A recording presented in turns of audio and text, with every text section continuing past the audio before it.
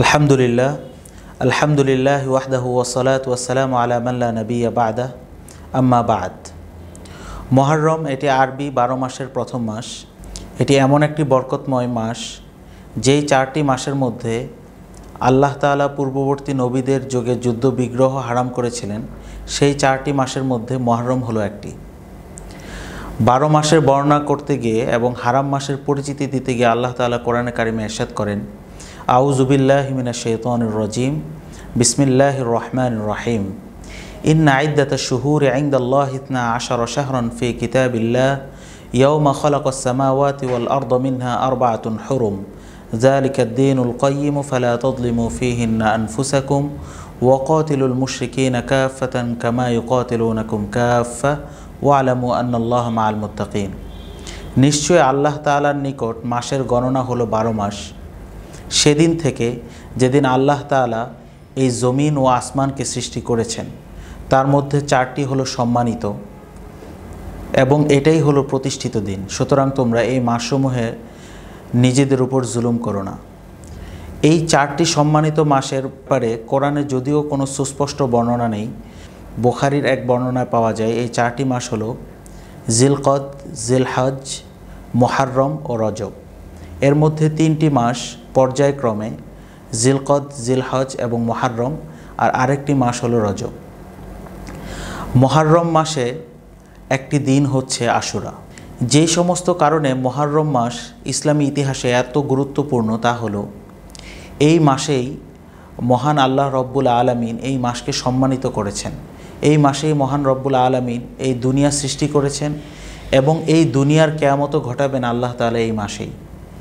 এই মাসকে আল্লাহ তাআলা নিজের মাস হিসেবে অভিহিত করেছেন।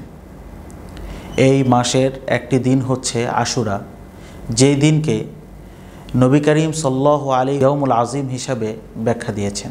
আর এই আশুরার দিন রোজা রাখার ফজিলতের ব্যাপারে রাসূল সাল্লাল্লাহু আলাইহি ওয়াসাল্লাম ইরশাদ করেন, এই দিনে রোজা রাখলে তার পূর্ববর্তী 1 বছরের গুনাহ মাফ হয়ে যাবে।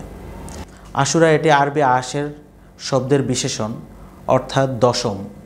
সেখান থেকে এসেছে আশুরা।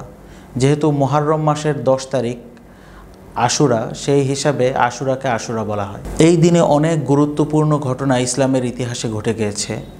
তার মধ্যে হজরত মূসা আলাইহিস সালাম এই দিনেই ফেরাউন ও তাদের দলবল থেকে মুক্তি লাভ করেছিলেন। এই দিনেই হজরত ইব্রাহিম আলাইহিস সালাম নমরুদের প্রজ্বলিত আগুন থেকে মুক্তি লাভ করেছিলেন। এই দিনেই হজরত ঈসা আলাইহিস সালামকে আকাশে তুলে নেওয়া হয়েছিল। এছাড়াও এই জাতীয় অনেক ইসলামী ইতিহাসের গুরুত্বপূর্ণ ঘটনা এই দিনেই সংঘটিত হয়। সেই হিসাবে এই দিন ইসলামী ইতিহাসের অত্যন্ত গুরুত্বপূর্ণ একটি দিন হিসাবে বিবেচিত। আশুরার অন্যতম আমল হচ্ছে আশুরার রোজা, অর্থাৎ মুহররমের 10 তারিখকে কেন্দ্র করে 9 ও 10 2 দিন রোজা রাখা।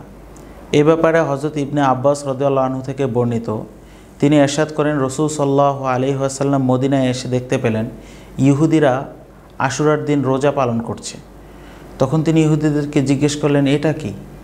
তারা বলল, এটি একটি ভালো দিন, কারণ এই দিন আল্লাহ তাআলা বনি ইসরায়েলকে তাদের দুশমনের হাত থেকে রক্ষা করেছিলেন। ফলে হযরত মূসা আলাইহিস সালাম সে সময় রোজা রেখেছেন, ফলে আমরাও এখন রোজা রাখছি। রাসূল সাল্লাল্লাহু আলাইহি সাল্লাম তাদেরকে বললেন, হযরত মূসা আলাইহিস সালামকে অনুসরণ করার জন্য আমি তোমাদের থেকে অধিক শ্রেয়। তখন রাসূল সাল্লাল্লাহু আলাইহি সাল্লাম নিজে রোজা রাখলেন এবং রোজা রাখার নির্দেশ দিলেন।